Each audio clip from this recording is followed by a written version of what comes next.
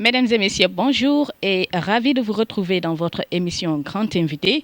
Pour ce nouveau numéro, nous avons l'honneur de recevoir Monsieur Abdoundéné Sall, qui est le directeur général de la Société nationale du TER.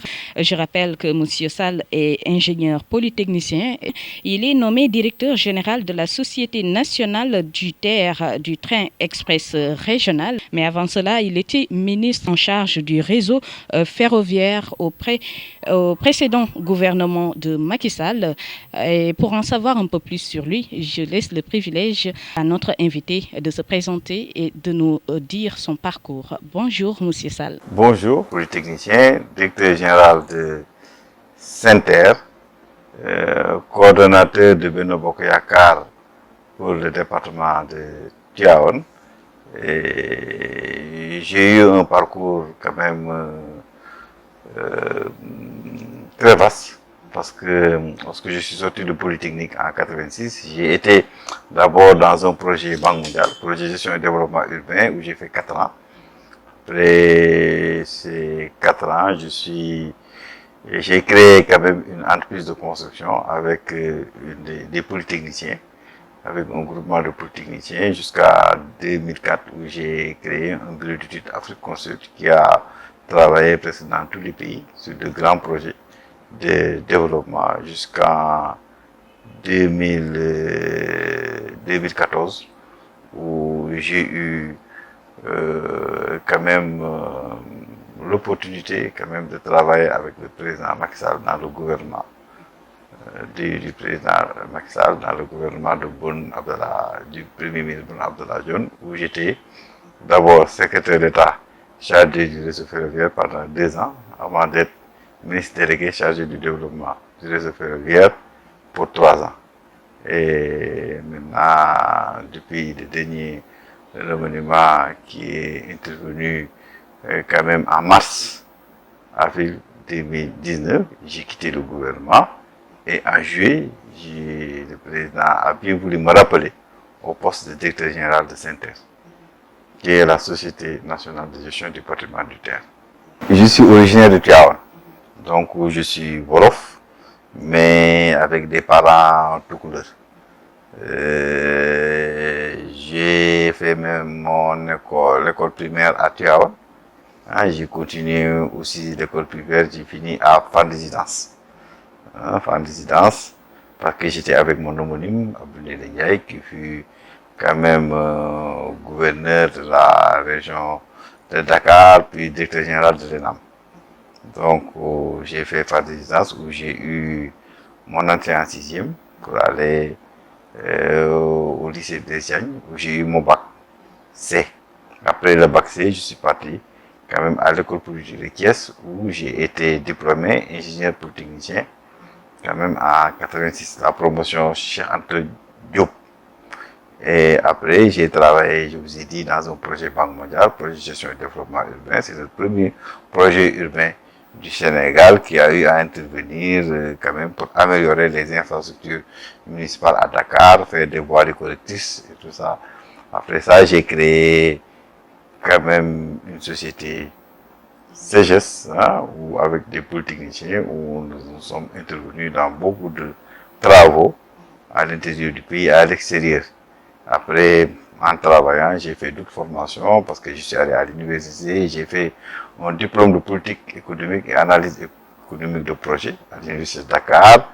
J'ai fait 2 MBA, un MBA de stratégie à Paris-Sorbonne, délocalisé au CESAC, et j'ai fait un MBF, un Master of Business Finance, marché financier, finance d'entreprise. Et maintenant, je suis inscrit au doctorat. J'ai fini la formation. Il me reste à présenter un doctorat de gestion avec toujours Luxembourg, où mon sujet c'est le financement du développement, enjeux et perspectives.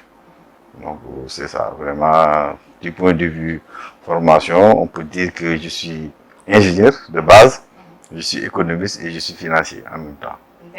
La capitale Dakar qui étouffe avec les problèmes de mobilité et il y a urgence de décongestionner la capitale sénégalaise, mais est-ce que c'est l'objectif aujourd'hui du train express régional? Oui, il faut saluer aussi la vision, la grande vision et l'ambition du président de la République pour améliorer les conditions de vie des populations. Parce que le transport fait partie quand même, c'est un appui à la production qui fait partie intégrante de l'amélioration des conditions de vie des populations. Il faut saluer que c'est sous le magistère du président Macky Sall que la problématique du transport de masse a été replacée au cœur des politiques publiques avec le TER et le BRT, des infrastructures de transport modernes, capacitaires,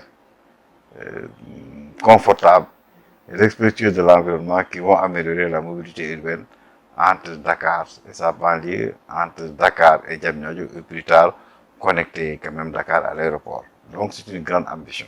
Le président de la République a fait un diagnostic parce que je crois que lorsque le président a voulu être président, il a fait le tour du pays, il a quand même échangé avec l'ensemble des populations, il a mis en place ce qu'on appelle le PSE, qui est la quintessence de la demande d'avenir exprimée par les populations. Donc le PSE, c'est un plan qui découle quand même des aspirations profondes de la population.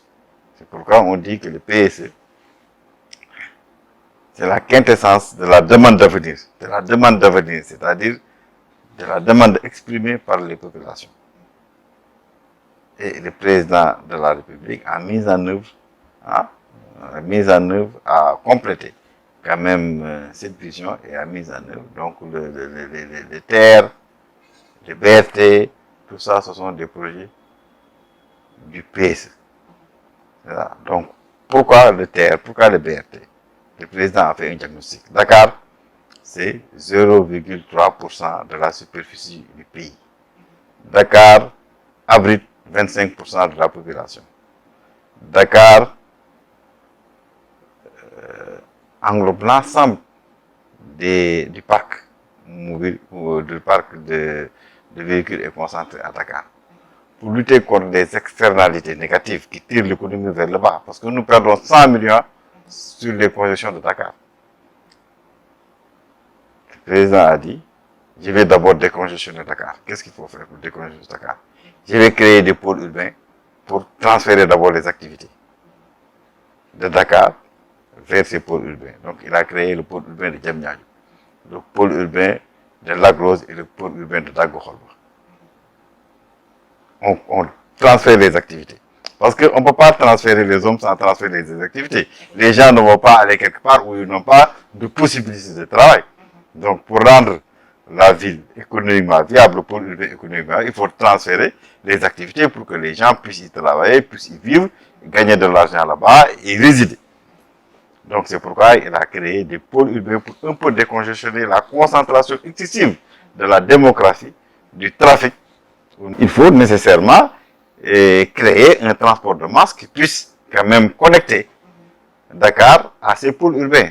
C'est ça l'objectif du TER. L'objectif du TER, c'est décongestionner un peu Dakar et venir en complément de l'autoroute à péage pour améliorer la mobilité urbaine entre Dakar et sa banlieue et Dakar quand même à Diamniadio, qui apparaît comme un cœur qui bat pour relier ses artères, à travers ses artères, Dakar au Sénégal de profondeur. Parce que le TER, on appelle train express régional, c'est un projet qui doit relier, connecter les régions. Actuellement, c'est connecté simplement à la région de Thiès, mais dans les projets futurs, le TER va connecter quand même Dakar à la capitale nationale, aux autres capitales régionales, pour être un transport cohérent, un transport quand même moderne, un transport quand même vraiment capacitaire et confortable. Est-ce que vous pouvez également revenir sur les avantages du TER? Avant de faire un projet, il y a 5 questions que le président se pose. Est-ce que le projet répond à un besoin spécifique? Il faut répondre à cette question. Le projet répond à un besoin spécifique de demande de mobilité. Parce que vous savez, actuellement, Dakar, par rapport à la banlieue, c'est un transport pendulaire parce que les gens viennent à Dakar, la banlieue c'est une ville dortoir, Les gens habitent là-bas. Le matin, ils viennent travailler. Le soir, ils retournent. C'est simple. Donc, le projet a été créé pour quand même améliorer la mobilité urbaine entre Dakar et la banlieue. C'est un premier objectif de rationalité pour connecter quand même Dakar au pôle urbain de Diamniadio, où quand même on a le centre de conférence, on a le parc industriel, on a quand même les universités, 30 000 étudiants, on a beaucoup d'infrastructures qui sont créées autour du centre intérieur qui est presque une nouvelle ville. C'est un centre d'intérêt économique. Deuxièmement, est-ce que le projet est économiquement viable? Le projet est économiquement viable parce que ça contribue à récupérer les pertes économiques subies par l'économie dues à la congestion de Dakar.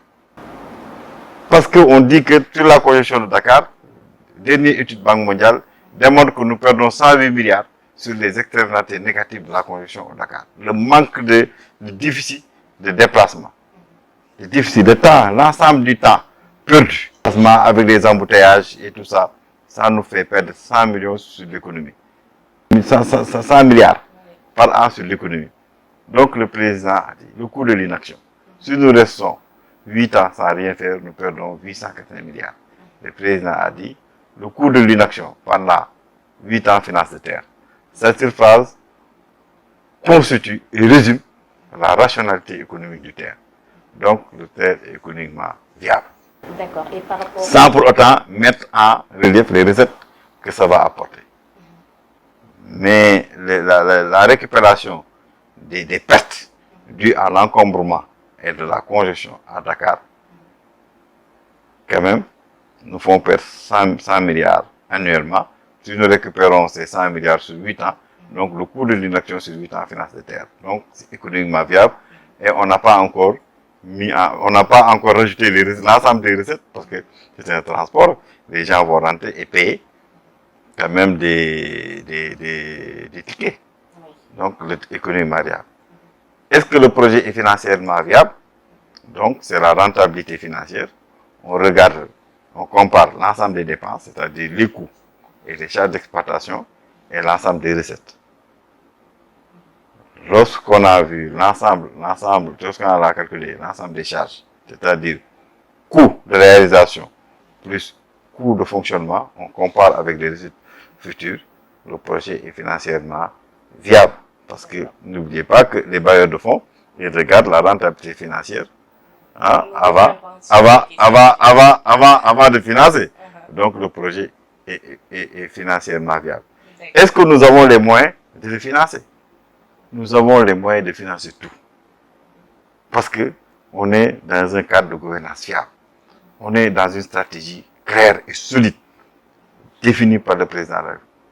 Le PSE, qui est un ensemble de programmes soutenus par la vision du président de la République et déclinés en actions et programmes pour un Sénégal qui avance, un Sénégal beaucoup plus prospère, un Sénégal dans les rampes de l'émergence. Et depuis que le PSE a mis en place, nous avons eu quand même des croissances homogènes de 6% sur un certain nombre d'années. Donc nous étions, ni était le Covid, nous étions sur la voie des émergences. C'est pourquoi nous avons fait un autre programme pour quand même rattraper les effets négatifs du Covid. Est-ce que nous avons les moyens de les gérer?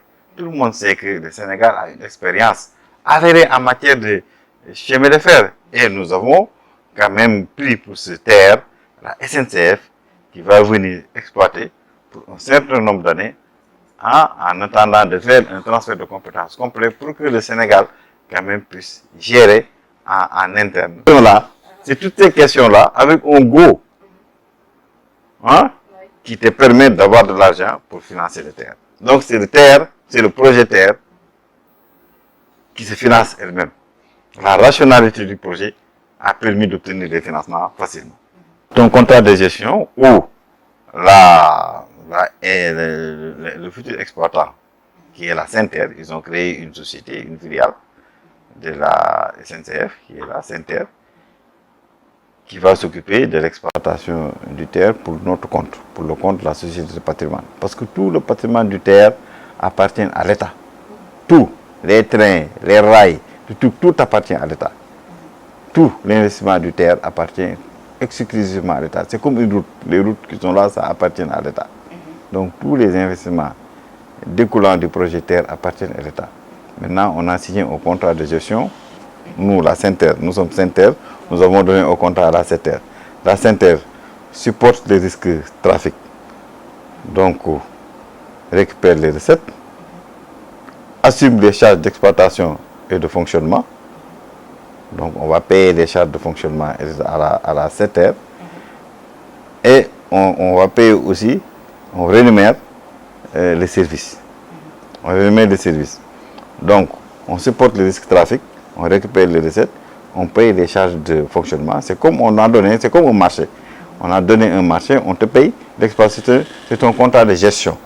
On lui donne un contrat de gestion au bout d'un certain nombre d'années où il doit faire le transfert complet au niveau à nous, la société de patrimoine, pour qu'on puisse voir maintenant comment, avec le transfert de compétences, comment gérer en interne l'exploitation. Du terre, c'est quand même c'est Dakar jusqu'à Diamniadio.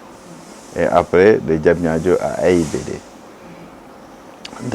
En quittant Dakar, le trajet, ça va, on a d'abord la gare de Dakar, puis la gare de Koloban, après la gare de Anne, la gare de Beaumaraîcher, la gare de Pikine, la gare de Thiaroye, la gare de Yeumbeul, la gare de Keur Massar, la gare de Thiaroye, la gare de Keur Massar, la gare de PNR à Rufisque, la gare de Rufisque, la gare de Barnier. Au total, nous avons 13 gares actuellement et nous aurons à peu près 14 gares pour aller à l'AIBD. Et avec une vitesse de? Avec une vitesse de pointe de 160 km à l'heure. Mais ça, c'est la vitesse de pointe. Oui. Mais on a une vitesse de pointe, une vitesse commerciale. Donc la vitesse de pointe, c'est 160 km à l'heure. Et la vitesse commerciale? La vitesse commerciale, on sera sur la partie Dakar et Diamniadio, parce qu'il y aura des arrêts dans à peu près 12 gares avant Diamniadio. Donc on a une vitesse commerciale d'à peu près 51 km par heure. Avec une capacité de... Avec une capacité de transport de 115 000 personnes par jour. Donc les facteurs clés de succès du TR, c'est la capacité, 115 km par jour. Donc 115 000 personnes par jour. On a quitté 10 000 personnes par jour dans le cadre du petit train de banlieue pour aller à 115 000 personnes par jour.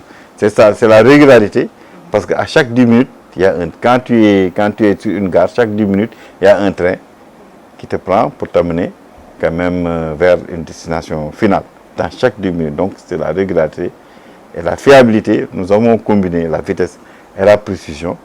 À chaque heure, avec les tablettes, tu peux savoir quand est-ce que le train part et quand est-ce que le train arrive de ces pays.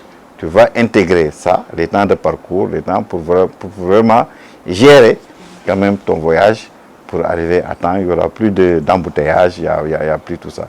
Parce que le terre a son chemin personnel pour pouvoir avancer. Le terre appartient totalement au Sénégal. Oui. Parce qu'il a pris un crédit, le Sénégal a pris un crédit, il a complété par son budget personnel pour faire le terre. Donc actuellement, le terre appartient totalement au Sénégal. Donc il y a un endettement un peu, parce que nous avons pris, c'est un endettement concessionnel. Donc c'est des taux de 2% au maximum, avec des durées de à peu près 26 ans. Donc nous avons pris un crédit au niveau de la BID, pour à peu près 197 milliards. On a pris quand même un crédit au niveau de la France, tout apport confondu, parce que la France, il y a l'AFD, il y a le Trésor français pour 196 milliards. Et nous avons pris un crédit au niveau de la BAD pour 120 milliards et le reste est complété par le Sénégal. Donc, ce qui fait au total la somme de 780 milliards. Et pourtant, il y en a qui parlent de 1000 milliards. Non, c'est-à-dire, en fait, vraiment, moi, j'ai répondu plusieurs fois sur ces questions. Quand même, nous sommes un État sérieux. Nous sommes un État gouvernance fiable. Quand on parle de gouvernance fiable, quand on parle de financement privé, c'est la gouvernance fiable. Quand on parle de gouvernance, c'est la transparence à la démocratie. Donc un cadre de gouvernance fiable, une stratégie claire, le PSE, un compte d'exploitation solide, des projets qui sont menés avec quand même une performance. C'est ça qui permet d'attirer les investisseurs publics et privés. Donc sur ce projet, nous avons eu le financement de la BID, de la BAD, de l'AFD, et tous ces bailleurs donnent leur go, c'est-à-dire donnent ce qu'on appelle un rapport de non-objection. Si jamais il y a des problèmes, eux, ils retirent leur financement. Donc il n'y a pas eu de problème, il y a eu la transparence totale sur ce projet, et donc il n'y a absolument rien à cacher. Il faut aller sur le site de l'ARMP pour additionner l'ensemble des marchés, pour savoir le coût du terre. Et je vous dis, le coût actuellement à date du terre, c'est 780 milliards avec l'ensemble des marchés, le lot 1, le lot 2, le lot 3, le lot 4, le lot 5, le lot 6. On a signé des marchés en tant que tel. Il suffit d'additionner les montants des marchés, de l'ensemble des marchés, vous serez à 780 milliards. D'accord. On parle également de sécurité ferroviaire. On est à l'ère de la modernisation. Le train express régional et électrique, donc ça roule également à une vitesse de 160 km/h. Donc, est-ce que l'aspect sécuritaire est pris en compte? L'aspect sécuritaire est pris en compte, c'est pourquoi dans le cadre de la réalisation du TER, nous, Saint-Terre, nous avons commis quand même une société de certification, qui est une grande société certifiée, pour nous regarder l'ensemble des procédures de sécurité pour donner son go. Tant qu'on n'a pas ce go, c'est-à-dire une autorisation de mise en exploitation commerciale, nous n'allons pas exploiter le TER. Donc la procédure est entamée. Le certificat doit nous aider pour la certification de la sécurité des infrastructures fixes, du matériel roulant et du système. Cette affaire doit nous aider aussi pour la certification de la performance opérationnelle du système dans son ensemble. C'est-à-dire, il doit nous dire si le système est fiable, si le système sera disponible tout le temps, si le système est actuellement, est-ce qu'on a les dispositions pour maintenir la maintenabilité du système et le système est sécuritaire. Après ça, il y a la marche à blanc. La marche à blanc, on vérifie la performance opérationnelle de Saint-Terre, c'est-à-dire de la SNCF. Tout le monde sait que SNCF est performant dans le monde, mais malgré ça, on fait une marche à blanc pour regarder est-ce que SNCF, parce qu'on leur a demandé de recruter localement. Donc il y a quelques experts qui vont venir avec un recrutement local massif, au moins 800-900 personnes qui les accompagnent dans la réalisation. Donc on fait la marche à blanc pour mesurer la performance opérationnelle de cette aire, c'est-à-dire SNCF, en termes de procédure et compétences. Donc il y a des différentes sortes de certification avant de donner quand même l'autorisation de mise en exploitation commerciale, qui est une condition sine qua non, une condition obligatoire, indispensable, parce que le président de la République, il a mis la sécurité des Sénégalais au devant de tout. Il a dit que je veux, pour le TER de Dakar, il veut quand même une exploitation sécuritaire comparable aux normes internationales. Mais est-ce que les populations sont préparées? Les populations sont préparées. Vous avez entendu tout de suite, APIX est en train de mettre quand même une communication pour attirer l'attention des Sénégalais en matière de sécurité. Vous avez dit récemment un sketch. Vous avez vu un sketch de Saner pour parler quand même de l'importance de l'attention qu'on doit faire, parce qu'on a changé de paradigme, on a changé de technologie. C'est une technologie électrique. Électrique, c'est électrique remote, électrique et diesel. C'est un courant de 25 000 volts. Il faut que les gens fassent attention. Il y a des tableaux, tout au long, il y a des tableaux pour dire quand même les mesures conservatoires que les gens doivent prendre pour se prémunir des accidents électriques. Oui, et en dehors de tout ça, nous avons, dans le cadre de communication télévisuelle, montrer l'ensemble des risques. C'est des spots qui passent quand même dans la presse, dans toutes les télés, oui, pour montrer à la population. Sinon aussi, il y a une communication sur les zones concernés pour quand même sensibiliser la population sur l'ensemble des risques électriques qui viennent quand même avec le changement de technologie, avec ce train électrique, train express régional. D'accord. Autre aspect également, ça concerne l'emploi des jeunes. Le TER, créateur d'emplois pendant les phases de travaux et d'exploitation.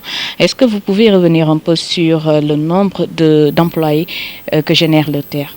Le TER a créé pendant la phase d'emploi, la phase de réalisation, 8500 emplois. 8500 emplois ont été créés dans le cadre de la réalisation des travaux. Et ces 8500 emplois, je n'ai pas mis les emplois expatriés. C'est 8500 emplois jeunes, ingénieurs jusqu'aux ouvriers sénégalais qui ont travaillé dans le cadre du jeune, dans les différentes sociétés qui ont été adjudicataires pour réaliser des travaux. C'est des emplois directs et indirects? C'est des emplois directs. C'est des emplois directs, donc les emplois des gens qui ont travaillé. Les 8500, c'est des emplois directs. Des gens qui étaient embauchés et qui travaillaient sur des chantiers. En dehors de ça, il y a au moins à peu près 1000 emplois indirects, c'est-à-dire l'ensemble des camionneurs, l'ensemble des sociétés sénégalaises qui se sont occupées d'amener les matériaux sur place et tout ça, l'ensemble des sous-traitances, des sous-traitances des entreprises qui étaient adjudicataires des marchés ont fait à des entreprises sénégalaises. Ça, c'est l'emploi indirect, ça a à peu près 1000 emplois. Mais sinon, dans le cadre, dans le fonctionnement du TER, il y aura 900 emplois quand même directs, des gens qui vont être embauchés pour s'occuper de l'exploitation. Mais en dehors de ces 900 emplois directs, on peut après compter à peu près 1800 emplois indirects qui vont travailler dans les commerces, dans les trucs pour accompagner quand même les sociétés de nettoiement, les sociétés de gardiennage, des sociétés qui vont quand même indiquer un peu, parce qu'au niveau des passerelles, on va mettre en place quand même des jeunes qui vont un peu sensibiliser la population, comment utiliser les passerelles et tout ça, qui vont aider les personnes âgées pour monter, pour passer et tout ça. Actuellement, nous avons créé une école de la mobilité, des métiers du rail à l'interne. Donc tous les gens qui seront recrutés seront formés et l'ensemble des jeunes aussi. Il y a vous connaissez le site de maintenance du TER à Colobane. C'est un grand site où il y a des classes de formation. Donc toutes les formations du point de vue comportement, du point de vue métier du rail, sont en train d'être faites là-bas, au niveau de Colobane, avec quand même des simulateurs. Mm-hmm.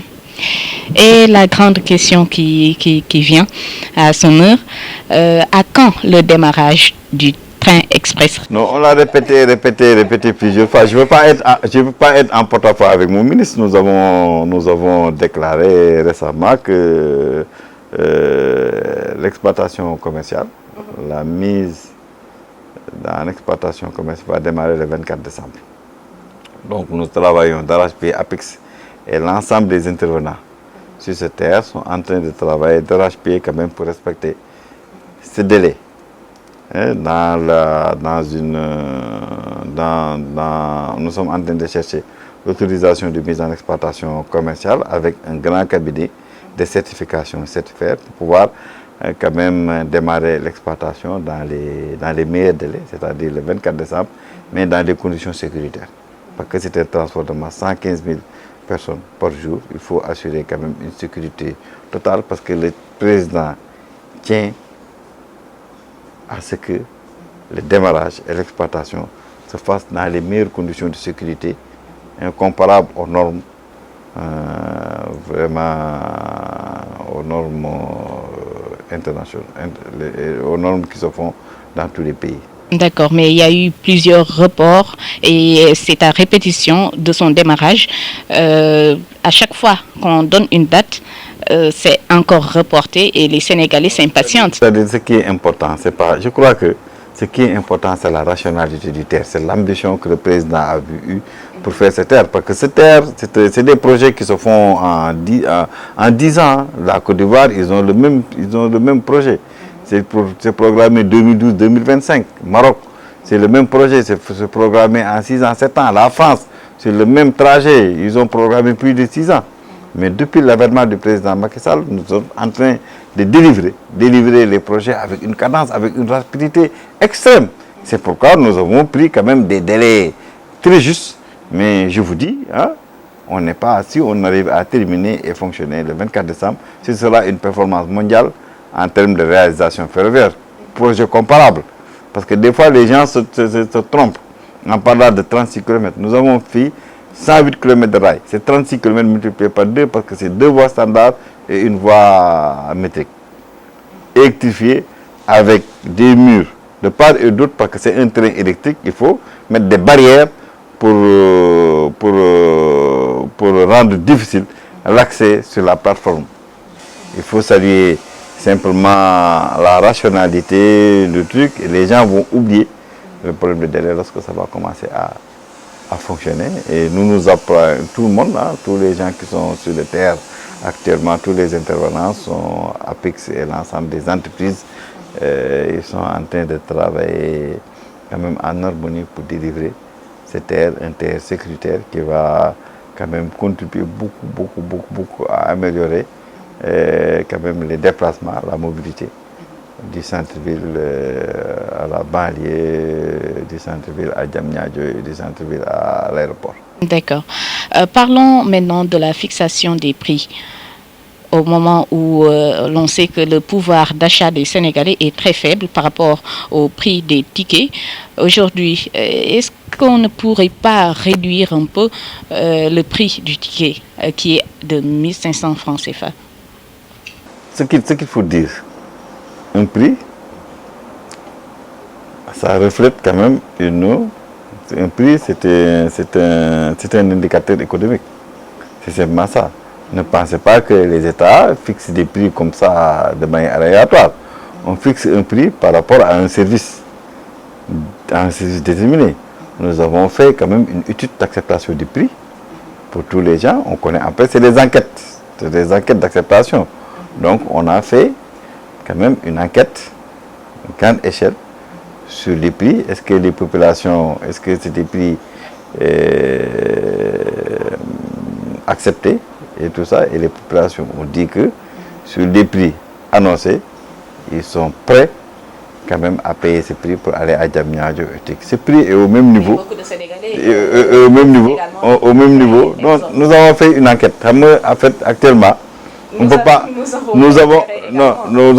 actuellement, il ne faut pas avancer. Au Sénégal, on avance beaucoup d'informations qui ne sont pas basées sur une étude réelle.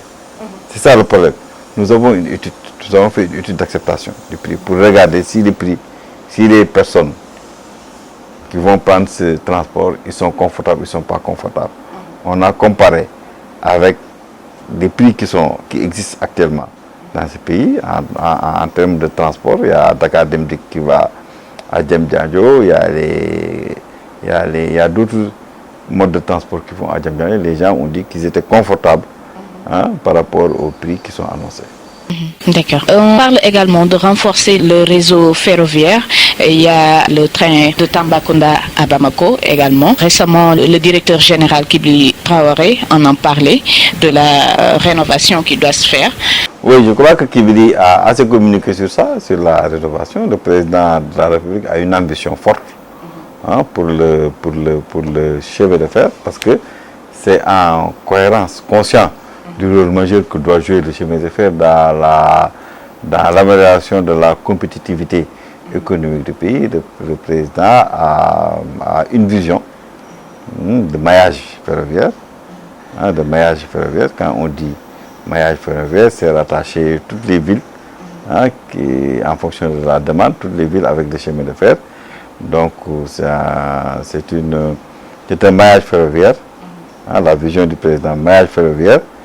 Et aussi essayer de connecter par des chemins de fer l'ensemble des productions minières pour vraiment éviter que les camions trop surchargés prennent toujours des routes. C'est une grande ambition. Et le président aussi veut développer quand même le transport ferroviaire pour connecter le Sénégal oriental et plus tard la Casamance et tout ça. C'est une ambition.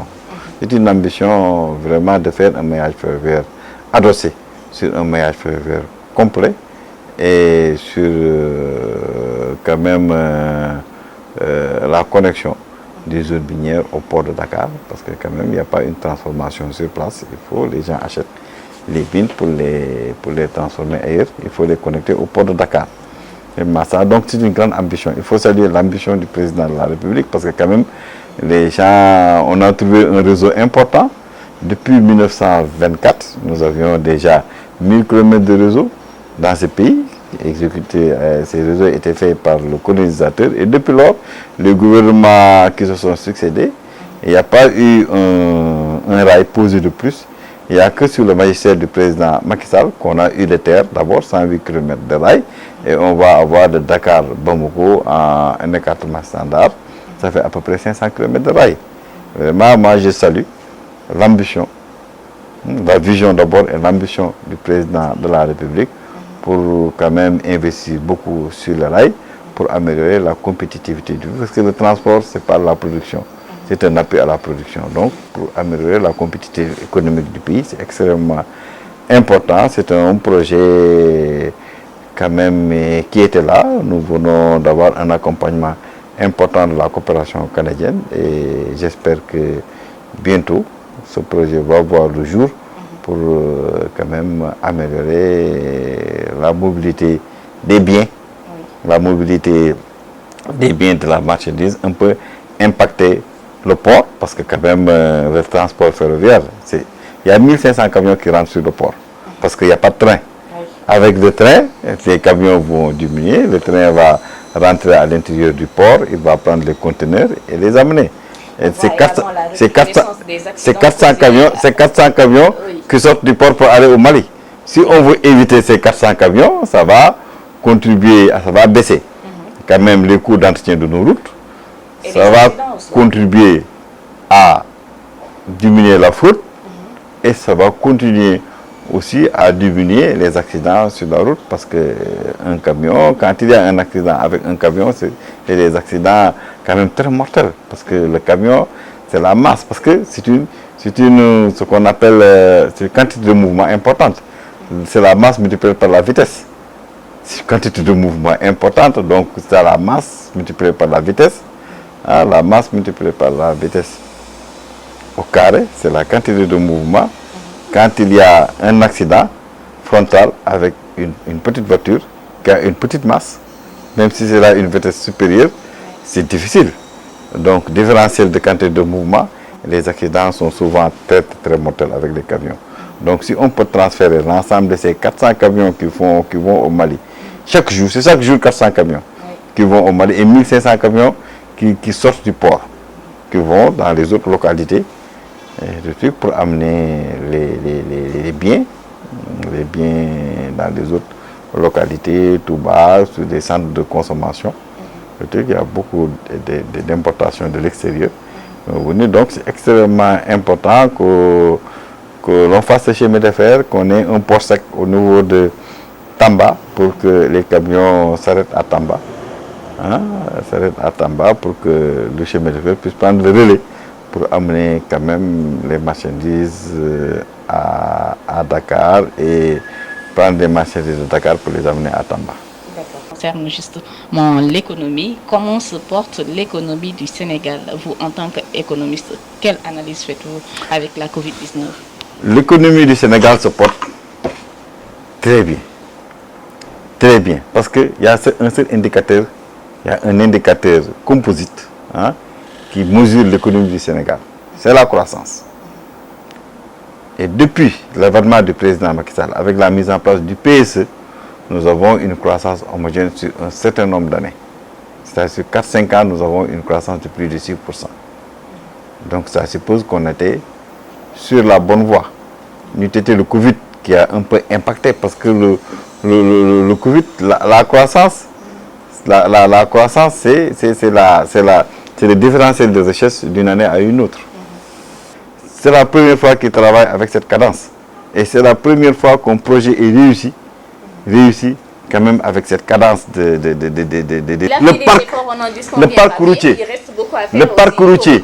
parc routier était à 4000 km. Nous sommes à 6000 km. Nous avons trouvé 32 km d'autoroute à péage. Nous sommes à 200 km d'autoroute à péage. D'accord, on est d'accord. Vraiment, on peut quitter Dakar pour aller à Matam sur du noir. On peut quitter Dakar jusqu'à Touba en autoroute à péage. Après Touba, on peut aller à Dara Linguère. C'est une route nouvelle qui a été faite. De Linguère à Matam, c'est une route nouvelle. Nous gagnons à peu près 200 km par rapport. Vraiment. Et on voit tout ce qu'il a eu à réaliser vraiment. Mais il faut reconnaître aussi qu'il y a beaucoup de problèmes. Il y a la pauvreté qui persiste. Mais il y a beaucoup de problèmes. La construction d'un pays, ça prend beaucoup d'années. Le problème, ce qu'on a, le goulot d'étranglement qui nous pousse vers là-bas, c'est l'héritage. Nous avons hérité un pays qui était en déclin, un pays où les gens n'avaient pas investi sur le minimum. En matière d'infrastructure, en matière quand même de valorisation, de relèvement du niveau de vie des populations. Le président de la République a fait quand même dans tous les secteurs, il a multiplié par 3, 4, 5, 6 par rapport à la référence. Qu'est-ce qu'on a trouvé en 2012? Où est-ce qu'on a amené le pays? Quelles sont les perspectives? Donc vraiment le programme est clair, la réalisation elle est efficace et nous avons des résultats quand même appréciables. Nous sommes salués, les bailleurs de fonds, et l'ensemble de nos partenaires saluent quand même les performances du Sénégal. Des fois, je suis étonné que les gens sont dans l'amalgame, dans la déformation, dans le mensonge, dans vraiment des contre-vérités qui nous poussent vers le bas. Nous avons un programme ferme et nous avançons sur ce programme quand même pour impacter quand même le niveau de vie des populations et nous sommes dans la bonne voie. À la fin de l'émission, et là on parle de la dette publique aujourd'hui. Comment faire pour réduire l'endettement? Pour réduire l'endettement, il faut essayer de promouvoir les investissements étrangers et essayer de promouvoir la production locale. C'est ça qu'on est en train de faire avec les parcs industriels où les gens viennent investir directement. On fait des projets PPP où il n'y a pas d'endettement. Et tout ça, actuellement, le président est en train quand même de transformer la structure de la dépense. Au lieu de faire de l'endettement, nous faisons des PPP avec des partenaires. Nous sommes en train de faire beaucoup de projets en PPP, en partenariat public-privé, où le privé il finance, et il se fait payer par l'exploitation du projet. Donc ça, il n'y a pas d'endettement. Et je vous dis, l'ensemble des endettements que le président a fait, c'est des endettements qu'on devait faire. Parce que quand même, mettre à peu près 100 milliards pour régler le problème de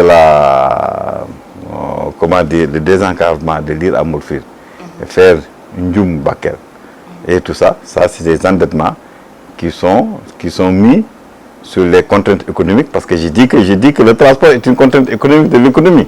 Oui. C'est tout l'endettement que nous avons fait, c'est pour régler le problème de l'énergie, c'est pour régler le problème de la compétitivité du travail, le problème de l'accès au financement, ou bien le problème quand même du transport. Donc c'est un endettement viable, parce que ce qui est important, il faut avoir une croissance supérieure au taux d'endettement. Quand tu t'endettes à 2%,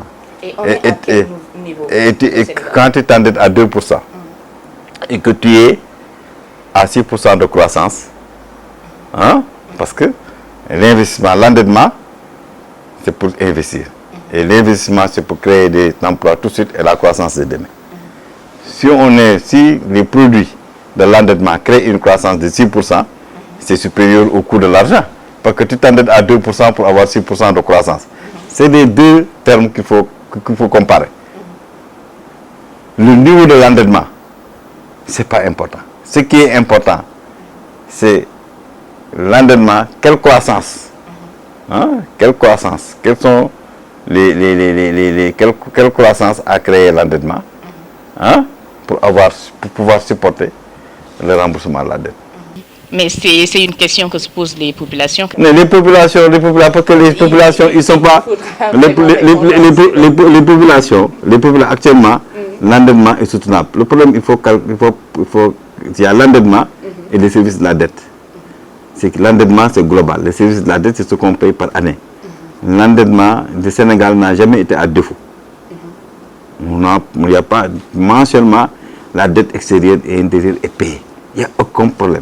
Nous avons des produits plus importants que le service de la dette. C'est ça, donc on n'a pas de problème. D'accord. L'économie est solide. Le Sénégal est solide en termes d'économie. Nous payons à peu près combien de milliards d'endettement par mois? C'est 65 milliards. Le Sénégal n'a jamais été de défaut. On a toujours payé à temps, sans problème. On doit se saluer la performance du ministère de l'économie, la performance de la vision et de l'ambition et de la vision du président de la République. On n'est pas à défaut. Donc c'est une dette soutenable qui permet d'améliorer les conditions de vie des populations. D'accord, merci beaucoup Monsieur Sall. On est à la fin de l'émission. Votre dernier mot avant de... Merci, je salue tout le monde. Je lance un appel pour que les gens